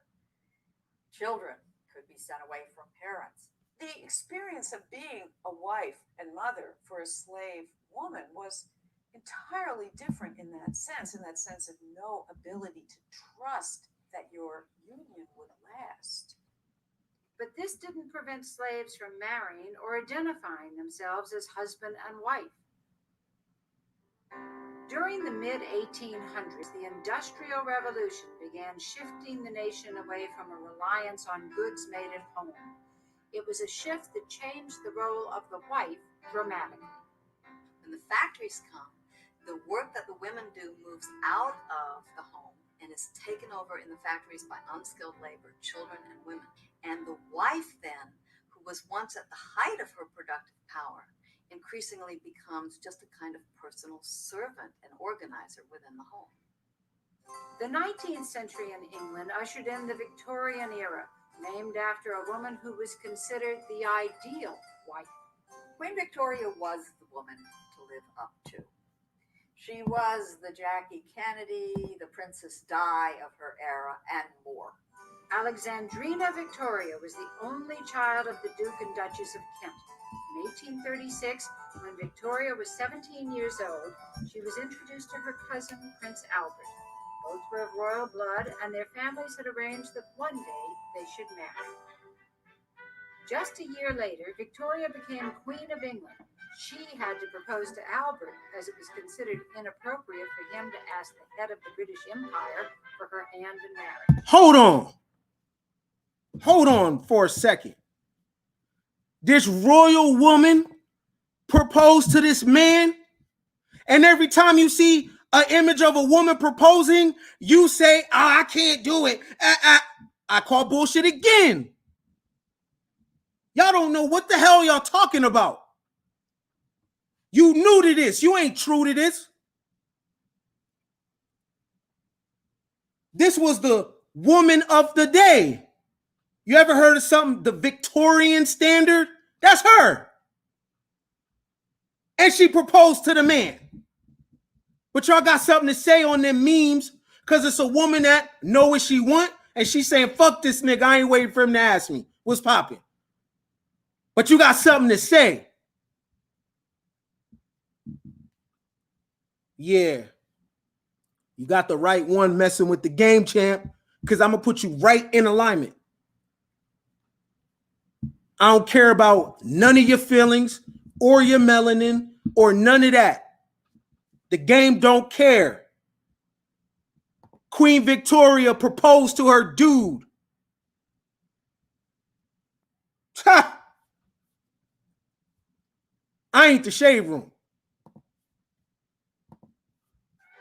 She truly loved her husband, Prince Albert. She thought he was the most marvelous man that heaven had ever produced. And the public loved the royal family. Victoria and Albert had 9 children, and through the fledgling art of photography, Victoria's subjects could see her not only as a queen, but also as a wife and mother. She and the management of the British monarchy construct a publicity campaign that makes her look like a traditional middle-class wife. And one sees pictures, for example, of Albert in a middle-class man's clothing, looking at his small, adoring wife dressed as a middle-class woman with her plaid dress and other paraphernalia of the middle classes. You see the propaganda? Ain't nothing new. She was making herself look like the common woman. He was making himself look like the common man. Now, this is royalty to gain favor with the public. They do that now.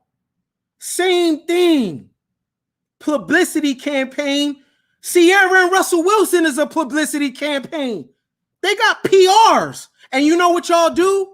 Oh my God, goals. Man, he could be a whole bisexual man. You don't even know. But y'all are addicted to pictures. Oh, get you a Russell. You don't even know him. But that business model has been going on for a long time. You see right here. Same thing. It's called PR.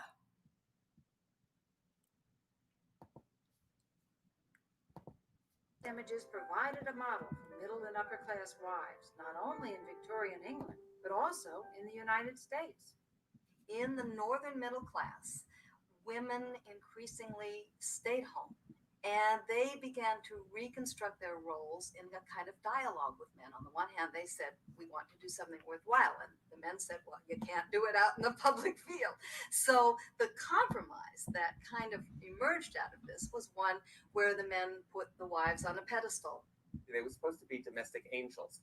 They were supposed to minister a balm on the wounds of their husbands who had gone out into the unbelievably dangerous world of the workplace, Historians refer to this ideal as the doctrine of separate spheres.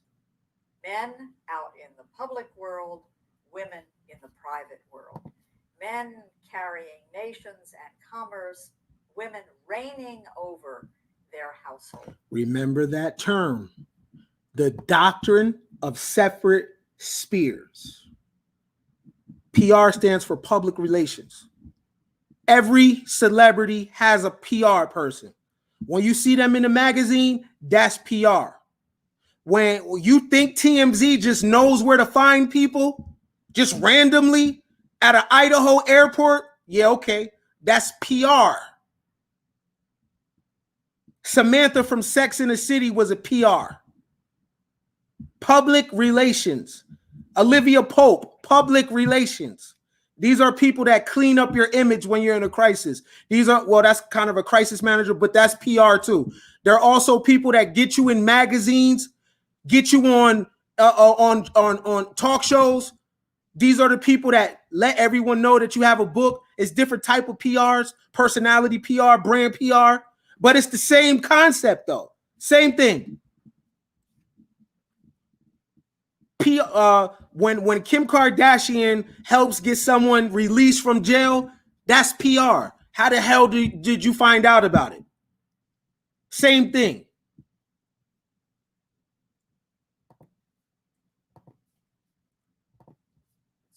But it didn't always work out quite so smoothly. By the turn of the 20th century, people were writing that men had become absentee landlords, that they were never home because the demands of the public sphere, their working lives, were so great that they were spending all their times at work. And inevitably, the divorce rate in America began to increase. By the late 1880s, wives had at last gained equal access to divorce. Many states expanded the grounds for divorce in the 1840s and 50s so that people could get divorces, in some cases, for any ground the judge thought was legitimate. But a legendary legal case illustrated how differently husbands and wives were treated. In 1868 in New York City, a young woman named Abigail McFarland divorced her abusive husband, Daniel. 2 years later, she began seeing a reporter for the New York Herald Tribune named Albert Richardson. Not long after this had all transpired, and Abby, remember, was no longer married to her husband. In fact, I think it had been 2 years since the divorce had occurred. Her ex-husband walked into the office of the New York Tribune and shot Richardson point blank. Did not kill him right away. He lingered for a number of months, and the two were married on his deathbed. Abigail's ex-husband, Daniel McFarland, was tried for the murder of Albert Richardson in the spring of 1870. The trial was a sensation, and so was the verdict. The jury found McFarland not guilty. The divorce was seen as immaterial, that what had actually happened in the jury's view was that the lover had seduced away the wife's affections, had caused her to commit adultery in effect, if not literally, and therefore had all the rights of the aggrieved spouse. It was at least as much of a media scandal as the O.J. Simpson trial was. In order to maintain a proper Victorian home and be a perfect Victorian woman, a wife depended heavily on servants. One of the big problem of this idealized image of life that we have is it's all white and it's all middle class, and it ignores the experience of the real lives of wives in many other areas. For example, the image of the angel in the house, the wife who did nothing but take care of her children all day, developed precisely in the time period of slavery. So this image of wife has always served to obscure the fact that Black women and working class women in general and immigrant women weren't able to live up to it. And in this repressed environment, many middle-class women began to rebel. The idea that they were moral keepers of the home could lead them to say, well, after all, then the men are doing a pretty immoral job out there in public, so maybe we should get the right to vote. Maybe we should get the right to control our own earnings. Maybe we should go out in public and bring our morality to the public. So this new definition of women as homebodies actually helped create the women's movement. The most famous leaders of the early women's movement were longtime friends Susan B. Anthony and Elizabeth Cady Stanton. Unlike Anthony, who remained single throughout her life, Stanton was married. Because Elizabeth Cady Stanton was married for almost 50 years, because she had 7 children, she was acutely sensitive to the issues of women's rights in marriage. When Stanton was first married in 1840, she lived in Boston. Soon after, her husband's job took the family away from the cosmopolitan city and into the countryside. It wasn't until Stanton was in a small town in upstate New York and had a few children and experienced the homebound life of a young mother that she got really powered up to speak out for women's rights.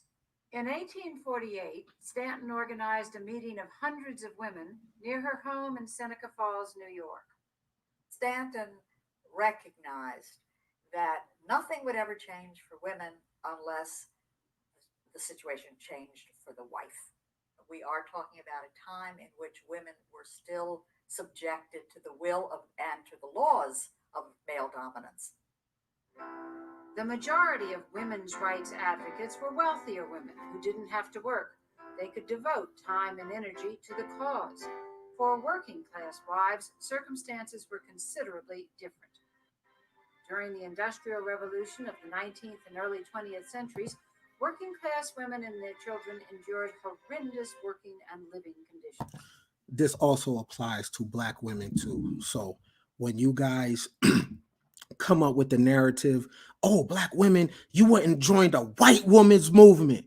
No, what they joined was a woman's movement, because the shit that was going on in a white household on for common people was actually going on in Black households too. What could a Black woman aspire to be at that time?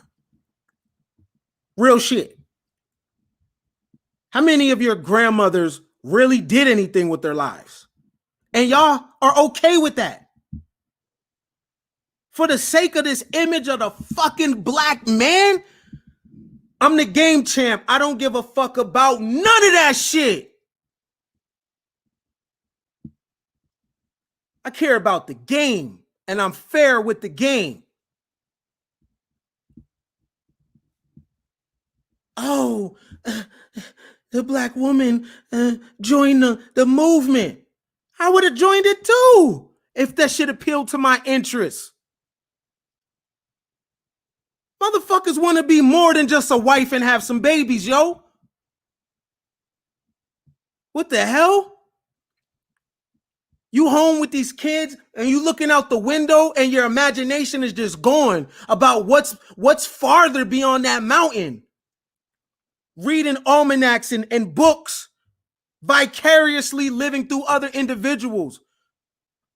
Because the only thing you can be is the wife to a Black man. What the fuck is the reward for that? Kids? No. Stretch marks. No. Terrible sex life. No. 60, 70-year-old regret. Old ass woman, the only thing you got to show for yourself is kids. That's grown now and don't even check on their goddamn mother. Generation of vipers. Got your finger pointed at the white man and you niggas is fake as hell. You could be just treated terrible. You could work 6 days a week, 14 hours a day, and nobody worried about your delicate little hands at all. For these wives, one of the biggest challenges was controlling the number of children in their families. Margaret Sanger, founder of Planned Parenthood, opened the nation's first birth control clinic in Brooklyn, New York in 1916. The community it served was comprised of lower and working class women, not unlike her own mother. Margaret Sanger's mother, who was an Irish Catholic, had had at least a dozen children. And she died exhausted and consumptive in early middle age. Margaret Sanger saw that as a cautionary tale. Birth control was illegal in the United States, and Sanger was arrested for distributing contraceptives at her clinics. The U.S. courts finally began legalizing contraception in the 1930s, largely in response to the Depression, when many families desperately needed to limit their number of children. Do you know Margaret Sanger started with white poor women first? Do you know why? Do you know why? Because based on the economic level, it was too many people being born for the market. That's one. Two, women didn't want to have kids.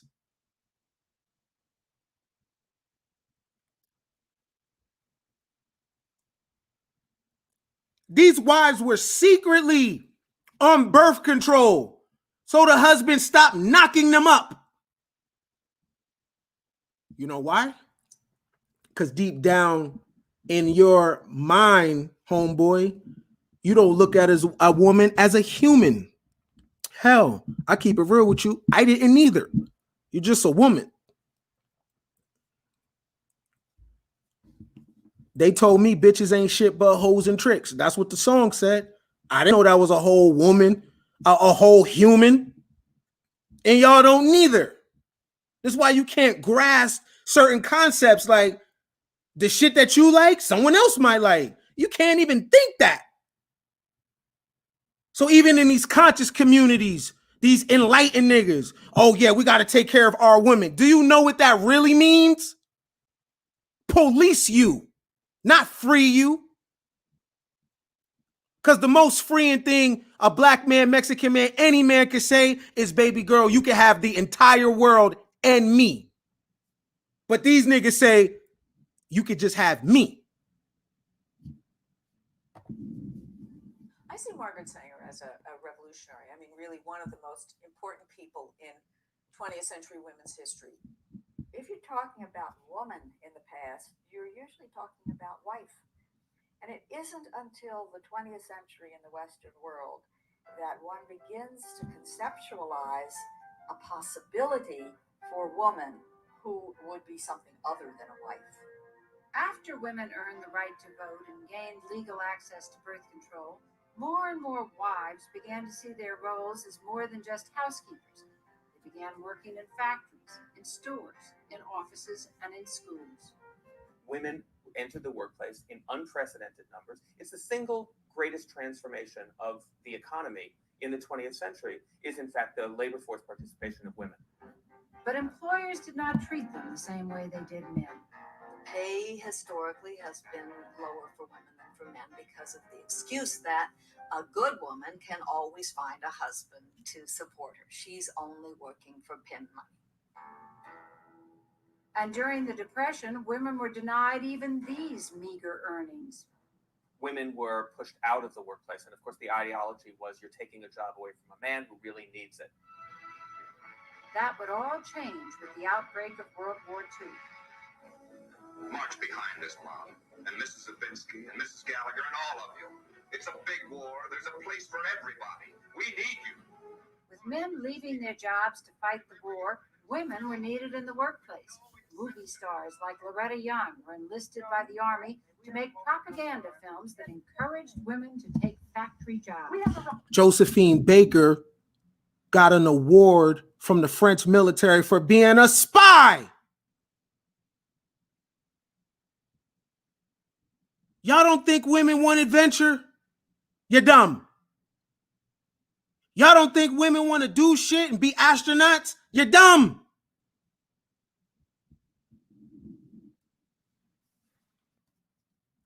Y'all have just told a bunch of lies in your need to feel popping. On one hand, you call the women gods and goddesses. But when she wants to be in control of her own life, oh, no. Just say you need a bitch. Just say that. Fellas, just say you need them. Instead of all the trying to find Bibles and history and just say you need a bitch.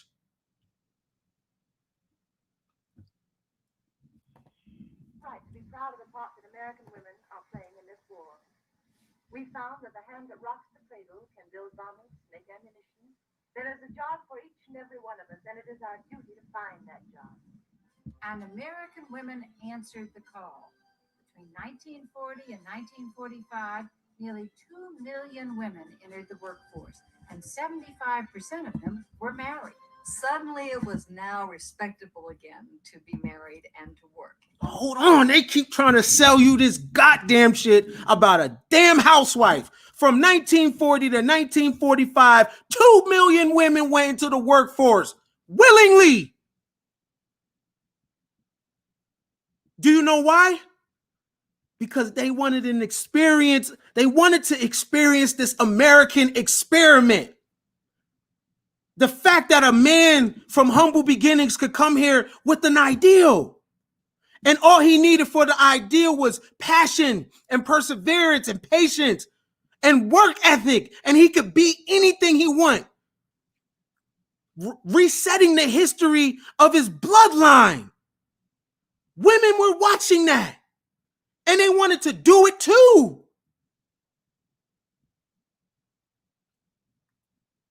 Y'all need to give some props to America. But Africa, and African women want to come here. But Egypt, y'all never talk about the common man. Y'all want to claim blood rights to shit you ain't do. Our ancestors, that ain't your motherfucking ancestors. Your ancestors is a crackhead and a drunk and they're on welfare. They're from here. How you gonna skip over the niggas that's here and go right 7,000 years ago because you got low self-esteem?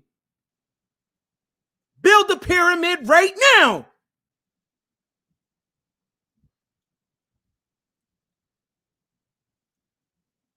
Oppressed, marginalized pyramid builder niggas.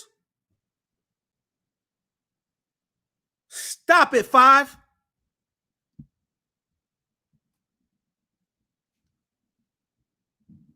(1940 to 1945), women ran to the workforce. You don't think black women seen that shit and was like, I want to work on a damn airplane? I want my daughters to see me work on car engines? What the hell? Just say you need a bitch. Just say that.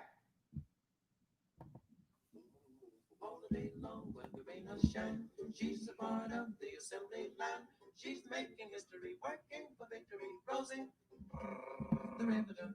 Rosie the Riveter became an icon for working women across America. The productivity of American factories reached an all-time high during the war years. Even as they recognized that the women could do the job great, sometimes even better than the man, they kept framing it in domestic terms. Women who can do this at home are needed to do this in the factory. And any woman who can operate a vacuum cleaner can join these women at this job. Women are good at sewing, and riveting a plane is just like using a needle. So they kept subtly reminding you that you were a wife and that that's where you'd end up. In fact, having women build ships and assemble planes was not meant to last forever. The expectation was, of course, married women will work. They will do a wonderful job, and they will make men's pay. They'll have a great time. But when the war is ended, they'll give up their jobs. The girl I left behind has the job I left behind. And she can have it too, till Johnny comes marching home again. The male establishment tells the women it's time to go home. It's time to make babies. And make babies they did. The boom years began right after the war. Well, the 1950s was totally new. Women were getting married at a younger age than ever before in history, 5 years younger than today's age of marriage. And a prosperous post-war economy meant something else.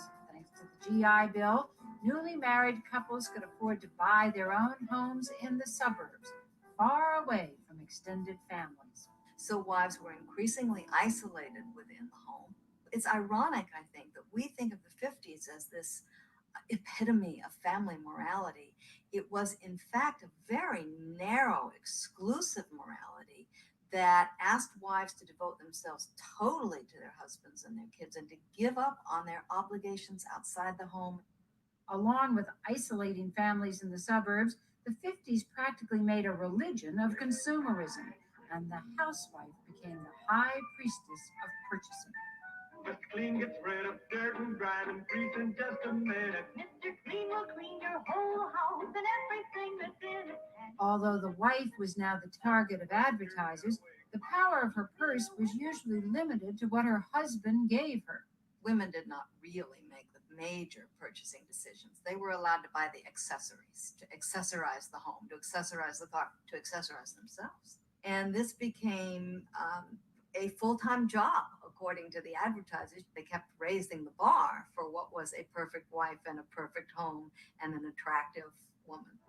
And Hollywood fueled the illusion by depicting perfect television wives and mothers like Donna Reed and June Cleaver. But many of these images had little to do with reality. Leave It to Beaver was not a documentary. There were plenty of women who enjoyed their housewife roles in the 50s. But boy, I'll tell you, if they didn't, they had so few choices, and many of them became increasingly discontent. The 1950s wife may have been the last time the housewife was the ideal. There is no prestige attached to being, quote, just a housewife. Just a housewife refrain is something we hear over and over again from the 60s on. That's when everything began to change. In 1963, Betty Friedan's groundbreaking book, The Feminine Mystique, is one of the causes. Betty Friedan's book spoke to women who said, I know I've been missing this in my life. And so they bought the book, Just a Housewife. The just a housewife refrain is something we hear over and over again from the 60s on. That's when everything began to change. In 1963, Betty Friedan's groundbreaking book, The Feminine Mystique. There you go. There you go. There go a book for y'all. The other day I was talking about how pages control the world. So y'all should get this book and see how it's set in motion even your train of thought, ladies. See, that's the thing important that's about game. Because when you come with game, you can be objective. And you could come with new shit for fresh ideals. So I hope it's a young chick out there somewhere that's hearing your boy and you go on to do some great shit. And when you get to the mountain, just say, my nigga Ken Billion sparked me. Because I need you to tell my story. Say I wasn't with none of that bullshit. I ain't perfect though. Because I accept pussy. I'm a creep too. But I'm fair. I'm still a nigga. But I'm a fair nigga though. Feminine Mystique. Find that. Tell me how it is. Mystique is one of the causes. Betty Friedan's book spoke to women who said, I know I've been missing this in my life. And so they bought the book. It helped them find a common language to talk to other women. And it's important to recognize that a lot of the women who bought these books were women who were housewives in the 50s. After experimenting with sexual and other freedoms in the late 60s, by the 70s, women began agitating for real change. The women's movement, along with a diminished economy, led to 1 out of every 3 wives working outside the home. The 1950s ideal of the housewife was going the way of the dinosaur. For most of American history, the husband provided support and protection for his wife, and and the wife provided sexual and domestic services for the husband. It's only been within the last 50 years that that quid pro quo has begun to change and has broken down. Husbands and wives are increasingly equal, and therefore their marriages are increasingly partnerships. I think that's the way for the future. In an era of working mothers, single parents, and same-sex marriages, one might ask, what is the future of the wife? Some people think the wife is an endangered species. I think women are going to continue to get married. But I don't think that wifehood will ever again occupy as much of women's time and as much of women's identity.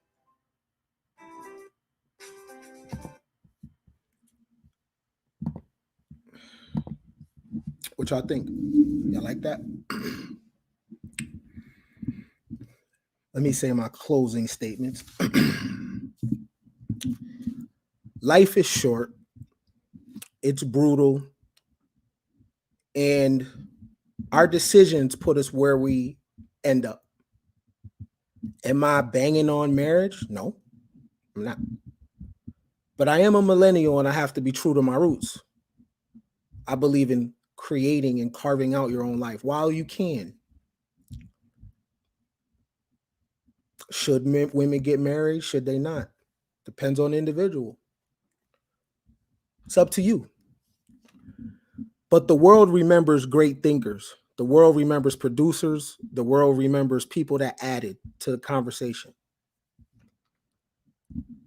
What are they going to say about you, sis? And you're going to have to protect your eyes and your ears because the narrative is lying to you. The sisterhood is lying to you. The collective is lying to you. The Shade Room Baller Alert are lying to you. They're just trying to sell you products. It's tummy tea. Is it flummy tea or tummy tea? Whatever. Period tea. Whatever the fuck it is. Right? Fashion Nova. Yo, you can be great.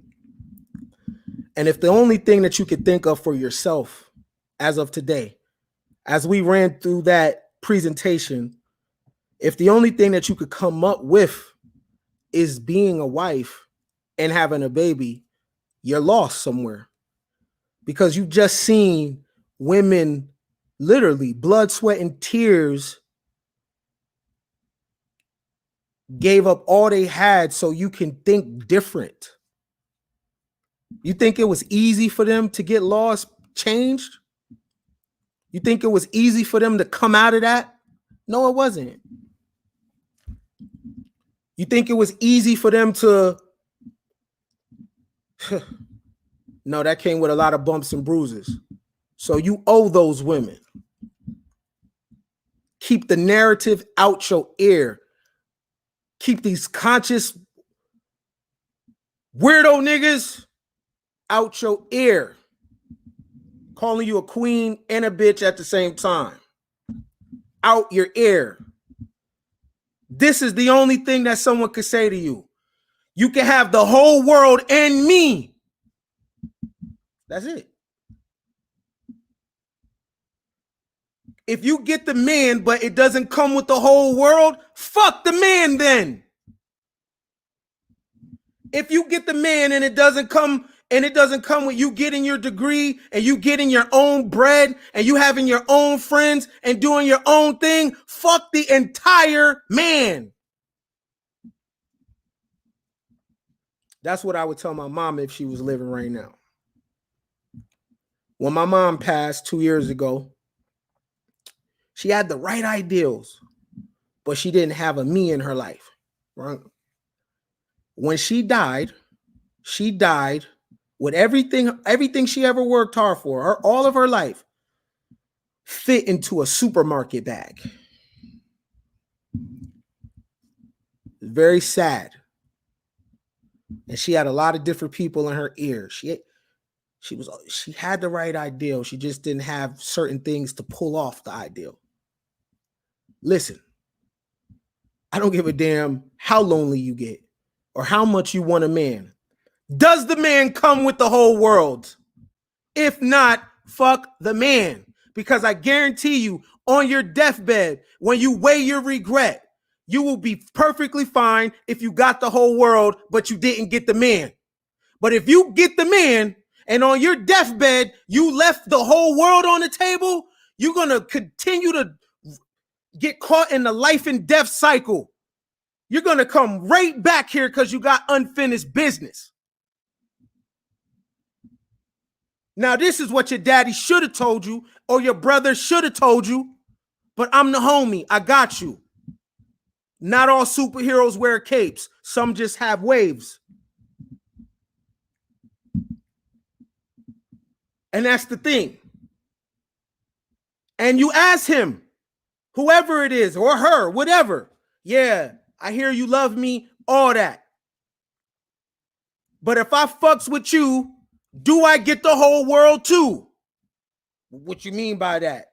And you tell him exactly what you mean by that. Whether that's having another man, whether that's money, whatever. Do I get the world too, or do I just get you and you're going to filter what you want me to have?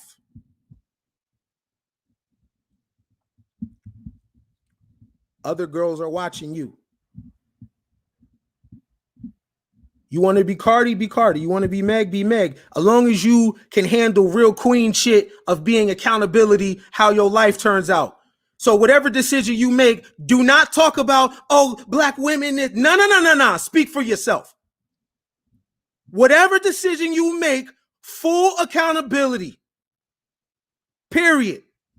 Don't go into your victim bag of what the world does to black women or women in general. No, sis. Queen shit. The hero's journey, Shiro's journey is accountability. But I can't tell you what a queen is. That's your responsibility.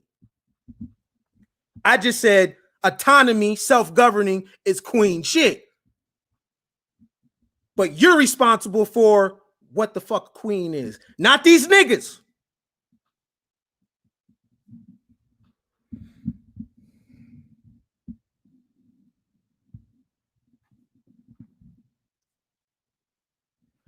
You got one shot. You got one try. What are you going to do? One thing for certain, one thing for sure, two things for certain. You open your eyes, that sun going to be there. And that sun has shined on many women. Some in better situations than you, some not. But they had the same 24 hours in a day. And what I'm saying to you, I wish someone would have said to my mom. But they know goddamn well if they would have said this to my mom, Barbara Sanders, they would have never seen her again. Gone. Because even with mad problems, she was still gone on their ass. Because people, they just can't say they need a bitch. Just say that. Just say you need a bitch.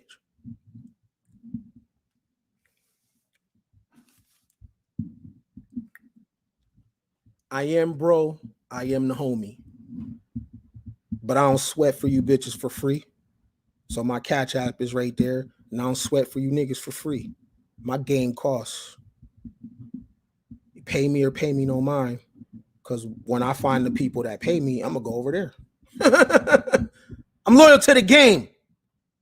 Who paying me? You don't want to lose in me. But I'm loyal to the soil. So if I find a ministry, don't lose in me. They don't come around that often.